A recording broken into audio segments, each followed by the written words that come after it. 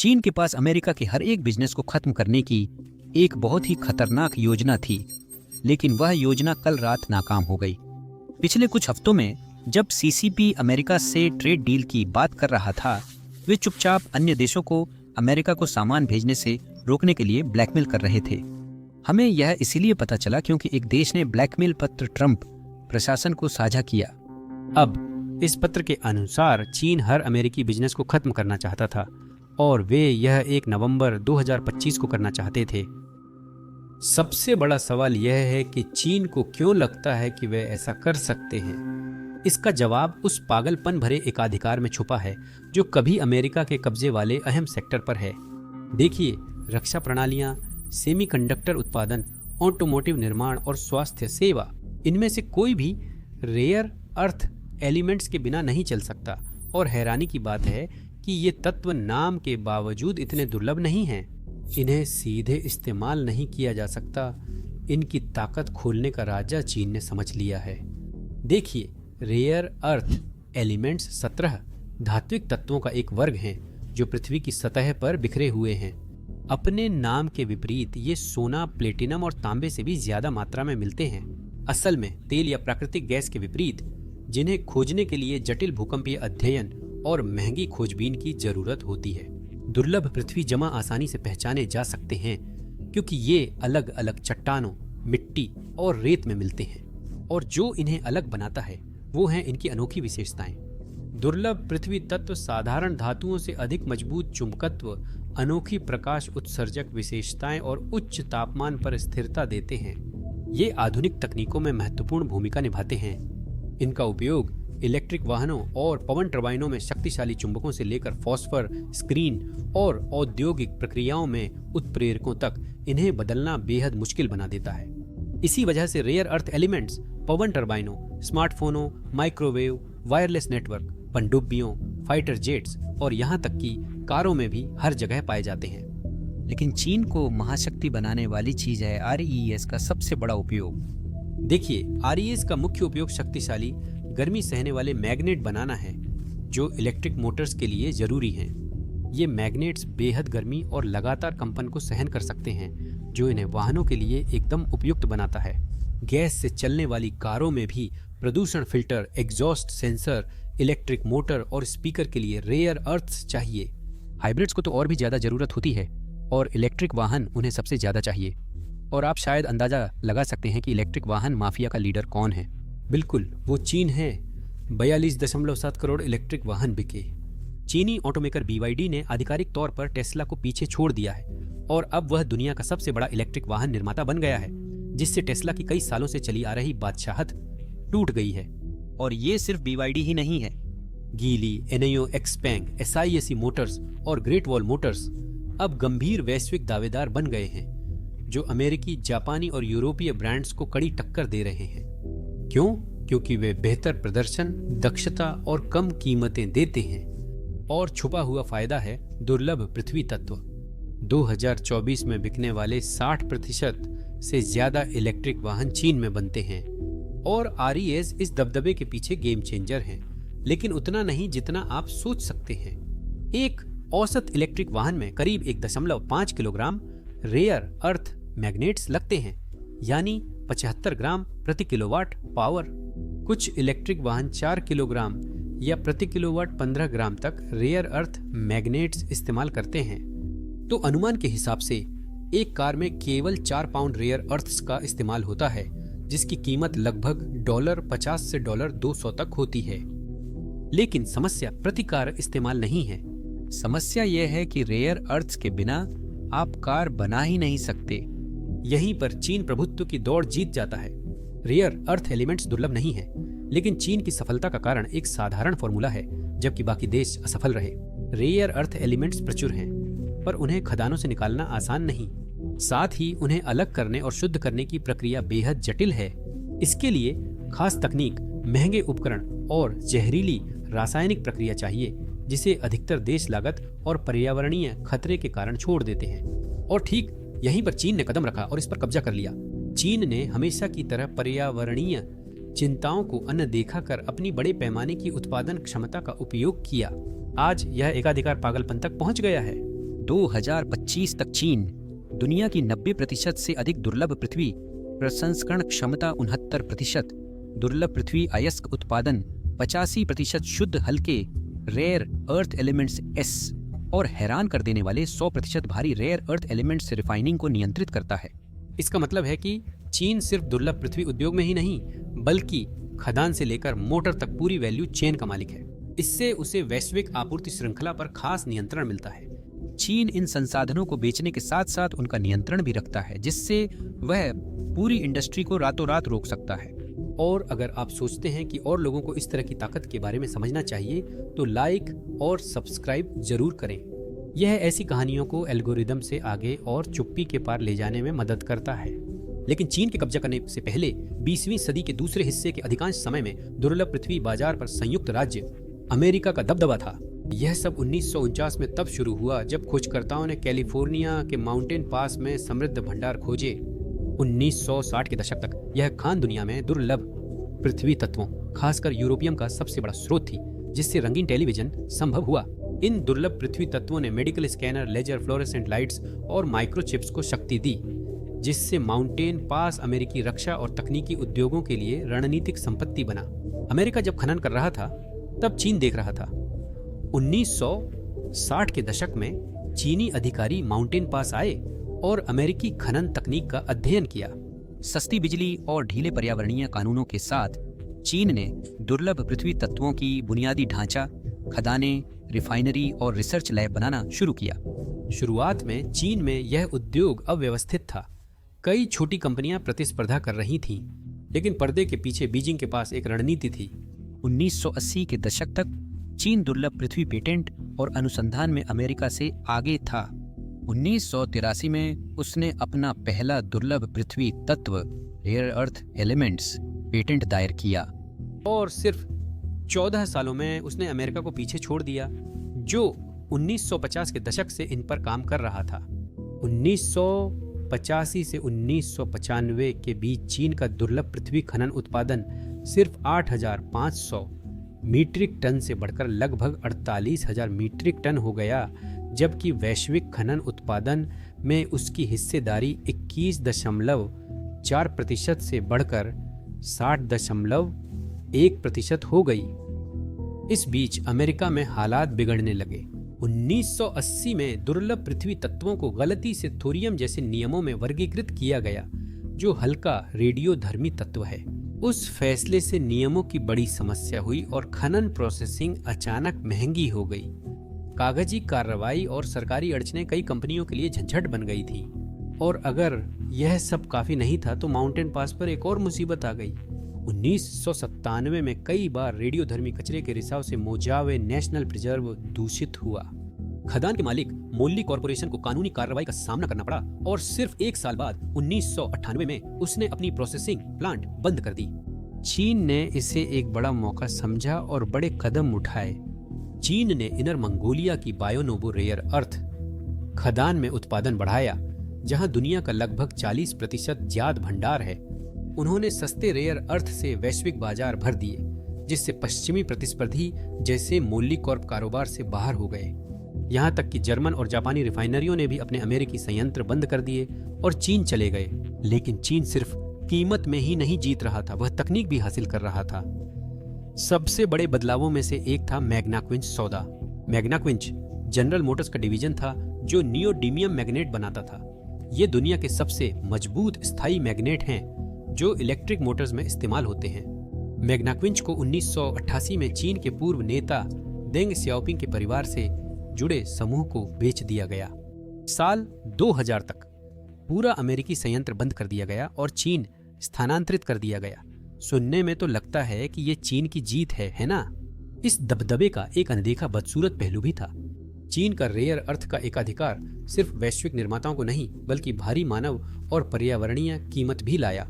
अनियंत्रित खनन, जहरीला कचरा और वायु जल प्रदूषण के कारण रेयर अर्थ उत्पादन एक सार्वजनिक स्वास्थ्य आपदा बन गया। साल 2000 तक चीन में 247 कैंसर गांव थे, खासकर खनन क्षेत्रों में। रेयर अर्थ के दबदबे की कीमत इंसानी जानों से चुक रही थी, जिसके चलते बीजिंग ने अपनी रणनीति बदलनी शुरू की। चीन ने उत्पादन और निर्यात कोटा लगाना शुरू कर दिया।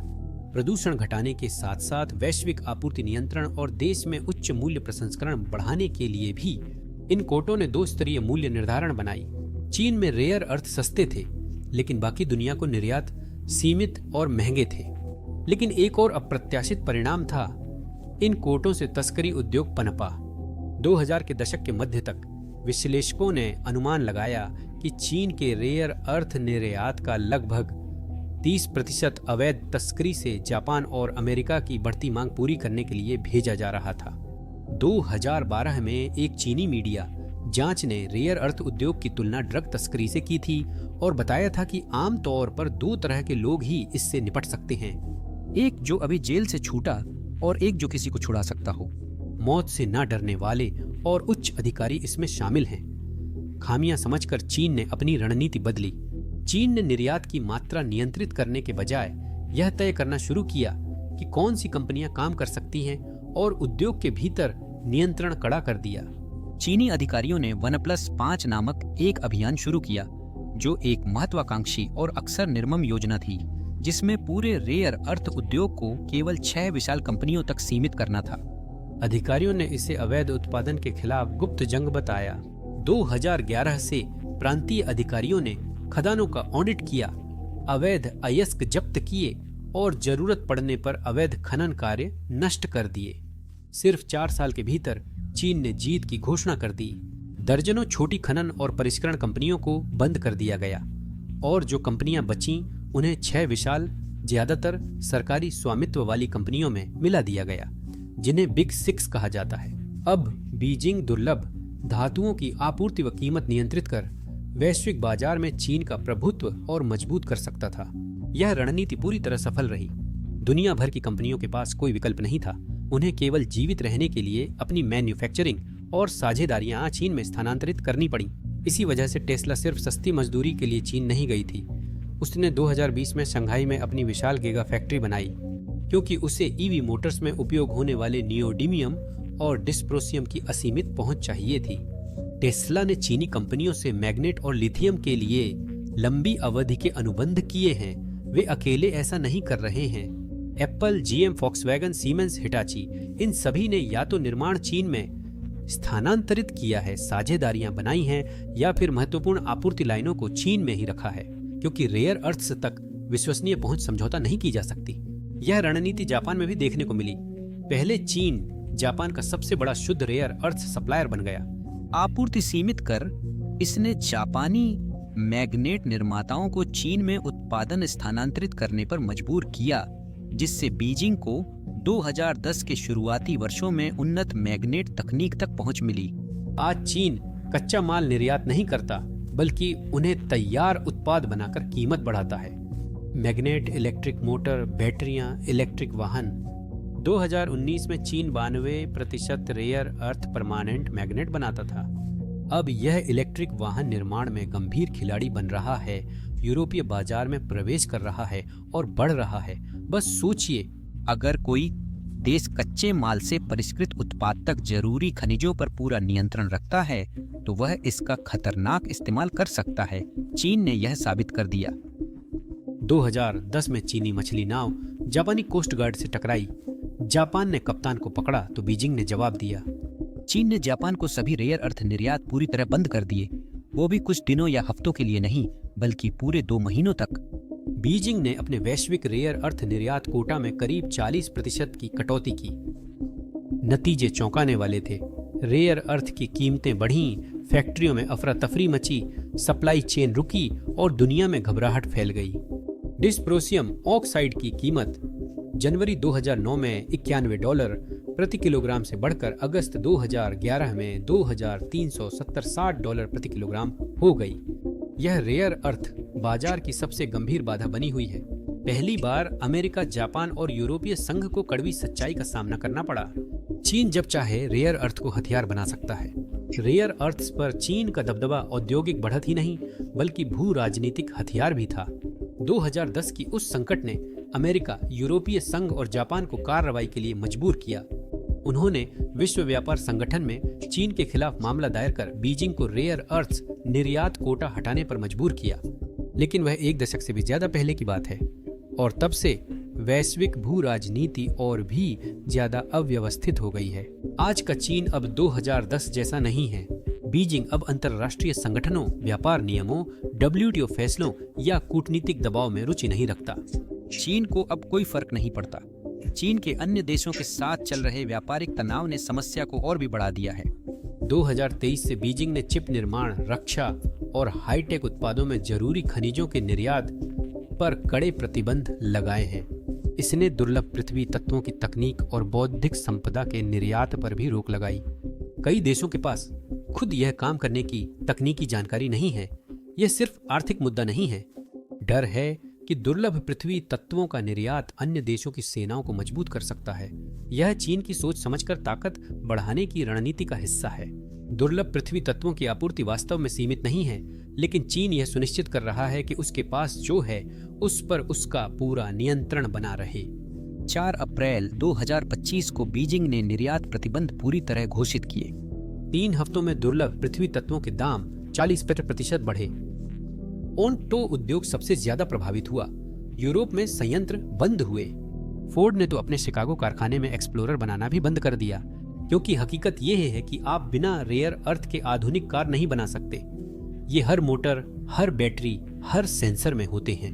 जून 2025 में बीजिंग ने पाबंदियों में कुछ ढील देने के संकेत दिए। रिपोर्ट्स में कहा गया कि चीनी सरकार ने कुछ सप्लायर्स को लाइसेंस देना शुरू कर दिया। राष्ट्रपति ट्रंप ने जल्दी ही दावा किया कि कमी खत्म हो गई है, लेकिन विशेषज्ञों ने चेतावनी दी कि यह सिर्फ एक अस्थायी समाधान है। निर्यात लाइसेंस 6 महीने में खत्म होते हैं और किसी को नहीं पता कि समाधान आगे चलेगा या नहीं। इन प्रतिबंधों से आपूर्ति में भारी बाधा आई है।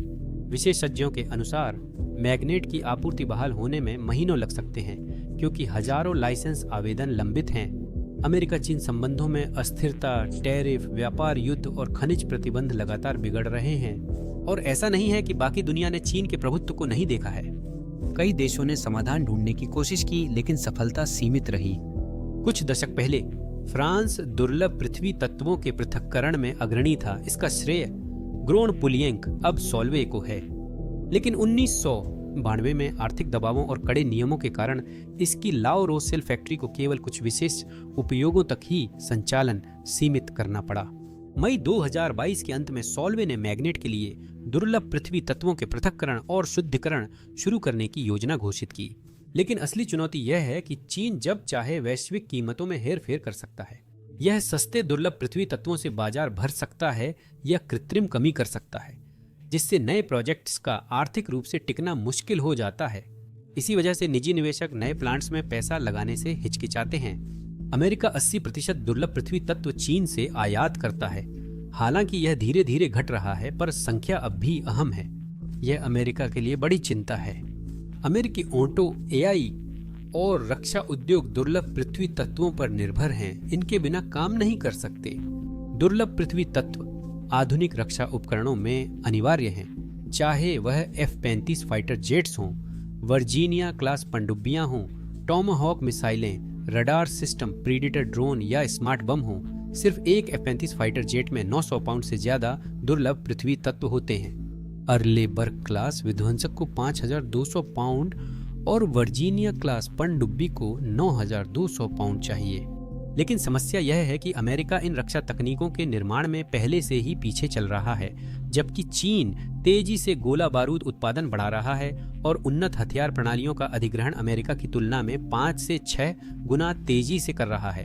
हैरानी की बात यह है कि यह किसी चीनी नहीं बल्कि पूर्व अमेरिकी वायुसेना अधिकारी ने कहा था। सबसे चिंता की बात यह है कि चीन युद्ध की तैयारी कर रहा है। नवीनतम निर्यात प्रतिबंधों से पहले भी अमेरिकी रक्षा उद्योग सीमित क्षमता और मांग पूरी करने में असमर्थ था। तो दुर्लभ धातुओं पर और अधिक प्रतिबंध केवल इस अंतर को और बढ़ाएंगे, जिससे चीन की सैन्य क्षमताएं अमेरिका की तुलना में कहीं अधिक तेजी से मजबूत होंगी। ऐतिहासिक रूप से अमेरिका ने अन्य देशों को इन खनिजों का हथियार के रूप में इस्तेमाल करने से रोकने के लिए लगभग 4 से 5 वर्षों तक महत्वपूर्ण खनिजों का भंडार बनाए रखा था।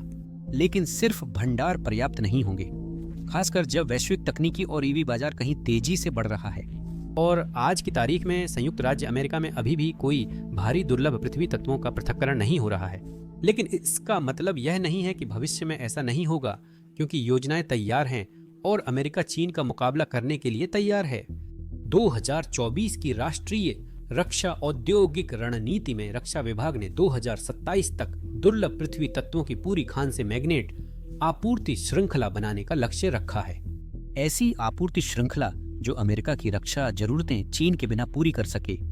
2020 से रक्षा विभाग ने घरेलू आपूर्ति श्रृंखला के लिए 439 मिलियन डॉलर से अधिक की प्रतिबद्धता की है।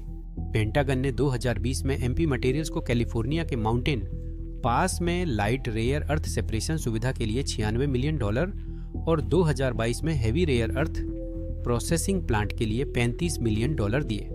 ये अमेरिका में अपनी तरह की पहली सुविधाएं होंगी जो खनन से लेकर पृथक्करण, परिष्करण और मैग्नेट उत्पादन तक सब कुछ एकीकृत करेंगी, लेकिन पूरी क्षमता पर भी। एमपी मटेरियल्स 2025 तक सिर्फ 1000 टन NdFeB या नियोडिमियम मैग्नेट बनाएगा। यह 2018 में चीन के 1,38,000 टन उत्पादन का 1% से भी कम है।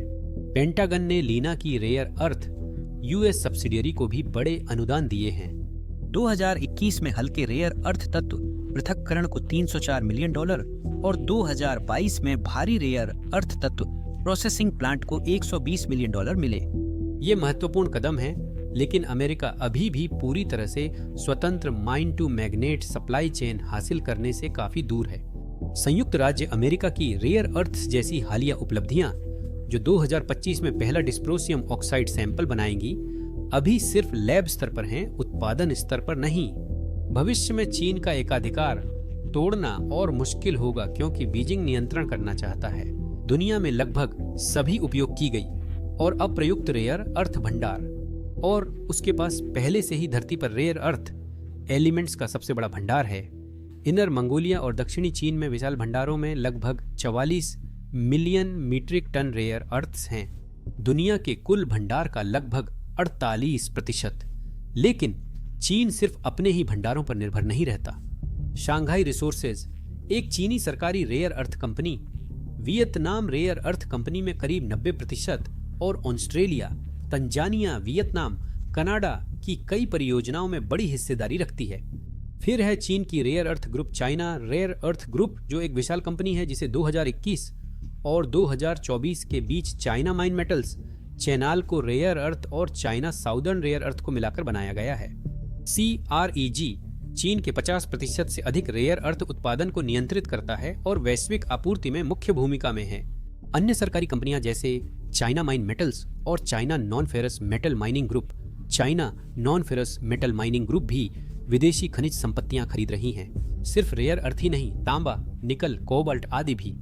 यह चीन की दीर्घकालिक रणनीति है, जिसमें वह कच्चे अयस्क से हाईटेक सामग्री तक वैश्विक संसाधनों पर नियंत्रण चाहता है। अगर आप वैश्विक भू राजनीति में रेयर अर्थ्स की ताकत समझना चाहते हैं, तो म्यांमार इसका बेहतरीन उदाहरण है। उत्तरी म्यांमार का काचिन राज्य भारी रेयर अर्थ तत्वों जैसे डिस्प्रोसियम और टर्बियम से समृद्ध है। ये खनिज ईवी मोटर्स, हाईटेक मैग्नेट्स, रक्षा प्रणालियों और एयरोस्पेस के लिए आवश्यक हैं। 2021 की सैन्य तख्तापलट के बाद से इस क्षेत्र में अवैध और बिना नियंत्रण वाली खनन गतिविधियों में जबरदस्त बढ़ोतरी हुई है। रेयर अर्थ से मिलने वाला धन KIA और सेना से जुड़ी बॉर्डर गार्ड फोर्स दोनों को ताकत देता है। अक्टूबर 2024 में काचिन इंडिपेंडेंस आर्मी ने चिपुई और पांगहुआ, जो समृद्ध हेवी रेयर अर्थ भंडारों पर हैं, पर कब्जा किया। ये सामग्री डिस्प्रोसियम और टर्बियम, EV, विंड टर्बाइन और उन्नत रक्षा तकनीक के लिए बेहद जरूरी हैं। तो चीन ने इसमें एक मौका देखा। उसने तुरंत प्रतिक्रिया दी। उसने युन्नान कॉरिडोर सीमा बंद की, जिससे म्यांमार से रेयर अर्थ शिपमेंट रुक गए। फिर आया अल्टीमेटम, हमला बंद करो या रेयर अर्थ खरीद पर प्रतिबंध झेलो। बातचीत महीनों तक चलती रही। दिसंबर 2024 में कुनमिंग की एक गुप्त बैठक ने सब कुछ बदल दिया। KIA ने निर्यातित कंसेंट्रेट्स पर 20% टैक्स लगा दिया। चीनी खरीदारों ने इसका विरोध किया। अप्रैल 2025 तक दोनों पक्ष 35,000 युआन प्रति टन की कीमत पर सहमत हुए। व्यापार KIA के नियंत्रण में फिर शुरू हुआ। विद्रोही सेना हाल ही में एक अहम आपूर्ति गलियारे की असली शासक बन गई थी। म्यांमार के 2021 के तख्तापलट के बाद काचिन में रेयर अर्थ खनन में जबरदस्त बढ़ोतरी हुई है। 2020 में सक्रिय साइटें 130 थीं, जो 2024 में 370 से ज्यादा हो गईं। चिपुई में ही 2500 से ज्यादा जहरीले लीचिंग गड्ढे हैं और यह उछाल बहुत बड़ा है। 2017-2024 में म्यांमार ने चीन को 2,90,000 टन से ज्यादा रेयर अर्थ 42 अरब डॉलर से अधिक में निर्यात किया।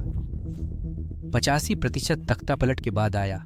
अब म्यांमार चीन को 60% से ज्यादा रेयर अर्थ सप्लाई करता है।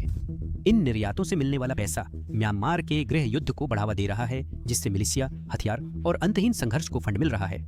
लेकिन चीन के लिए यह नया नहीं है। चीनी कंपनियों को अफ्रीका में मिलिशिया और विद्रोही समूहों के साथ काम करने का दशकों का अनुभव है।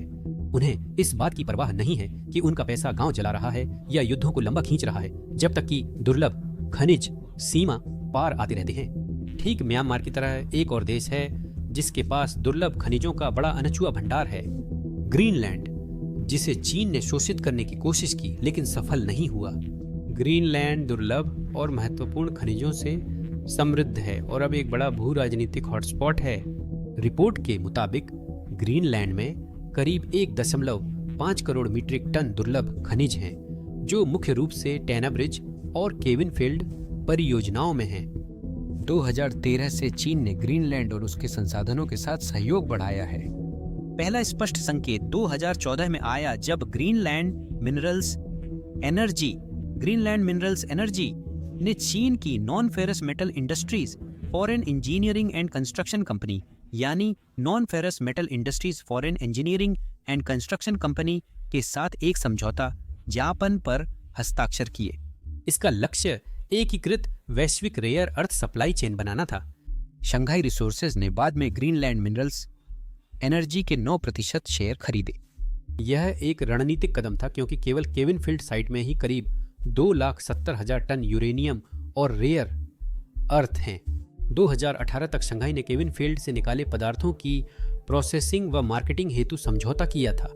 इसने चाइना नेशनल न्यूक्लियर कॉरपोरेशन के साथ मिलकर यूरेनियम थोरियम से रेयर अर्थ अलग करने की प्रक्रिया सुधारी। इसी दौरान अमेरिका की किस्मत भी चमकी। यह टैनाब्रिज रेयर अर्थ माइन को हासिल करने में कामयाब रहा, जिसकी कीमत लगभग 3 अरब डॉलर है। इस परियोजना को यूएस एक्सपोर्ट इंपोर्ट बैंक का समर्थन प्राप्त है और इसका नेतृत्व ऑस्ट्रेलियाई भूवैज्ञानिक ग्रेग बार्न्स कर रहे हैं। इस एक जीत ने अमेरिका को महत्वपूर्ण खनिजों की दौड़ में एक दुर्लभ जगह दिला दी है, लेकिन बीजिंग अभी भी काफी आगे है। ग्रीनलैंड के भंडारों का दोहन अन्य देशों के मुकाबले ज्यादा कठिन है। कठोर बर्फीला इलाका और पर्यावरणीय संवेदनशीलता के कारण यह खनन बहुत जटिल है। 2021 में ग्रीनलैंड ने कानून बनाकर खनन संसाधनों में यूरेनियम की मात्रा सीमित कर दी। इस कदम ने दक्षिणी ग्रीनलैंड की बड़ी रेयर अर्थ खदान का विकास रोक दिया, जिससे यहाँ की रेयर अर्थ परियोजनाओं की नाजुकता और अनिश्चितता सामने आई। चीन ग्रीनलैंड में निवेश कर रहा है ताकि अमेरिका या अन्य देश रेयर अर्थ भंडारों का उपयोग न कर सके।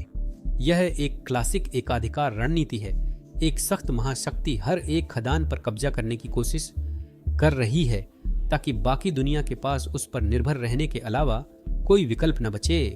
रेयर अर्थ एलिमेंट्स भंडारों पर नियंत्रण से अन्य देशों या कंपनियों के लिए प्रतिस्पर्धा मुश्किल हो जाती है। भारत के पास करीब 723 मिलियन टन दुर्लभ पृथ्वी भंडार हैं। एक बड़ी उन्नत रिफाइनिंग इंडस्ट्री के बिना भारतीय कंपनियां अब भी चीन या पुनर्नवीनीकरण सामग्री पर निर्भर हैं। हाँ, आपने सही सुना। चीन के एकाधिकार को तोड़ने के लिए भारत और जापान जैसे देश इलेक्ट्रॉनिक कचरे को रिसाइकल कर रहे हैं ताकि दुर्लभ पृथ्वी तत्व निकाले जा सकें और उन्हें नए उत्पादों में फिर से इस्तेमाल किया जा सके। 2023 से 2024 के बीच भारत ने अकेले 38 मिलियन मीट्रिक टन ई वेस्ट पैदा किया, जिससे वह चीन और अमेरिका के बाद दुनिया का तीसरा सबसे बड़ा उत्पादक बन गया। सितंबर 2024 में अमेरिकी रक्षा विभाग ने रेयर अर्थ सॉल्ट्स स्टार्टअप में $42 मिलियन निवेश किए, जो रिसाइकल उत्पादों से दुर्लभ पृथ्वी ऑक्साइड निकालता है। रिसाइकलिंग महंगी, ऊर्जा गहन और प्रदूषणकारी हो सकती है। कई देशों के पास इसे व्यवहार्य बनाने के लिए उपयुक्त रिफाइनरी या सुरक्षित रिसाइकलिंग सिस्टम नहीं है। तो आत्मनिर्भर उद्योगों में निवेश करना चीन के एकाधिकार को तोड़ने का सबसे कारगर तरीका है। ऑस्ट्रेलिया, वियतनाम और सऊदी अरब पहले ही मुख्य खिलाड़ी बन चुके हैं, जिसमें ऑस्ट्रेलिया खास महत्व रखता है। ऑस्ट्रेलिया के पास बड़े रेयर अर्थ भंडार हैं और वह अपनी पृथक्करण व परिष्करण क्षमताएं विकसित कर रहा है। ऑस्ट्रेलिया की ब्राउन्स रेंज परियोजना चीन के बाहर डायस्प्रोसियम का पहला प्रमुख उत्पादक बन सकती है, जिसमें अनुमानित 2294 टन भंडार है। चालू होने पर यह हर साल लगभग 2,79,000 किलोग्राम डायस्प्रोसियम बनाएगा, जिसका इस्तेमाल उच्च प्रदर्शन वाले गर्मी प्रतिरोधी मैग्नेट में होता है।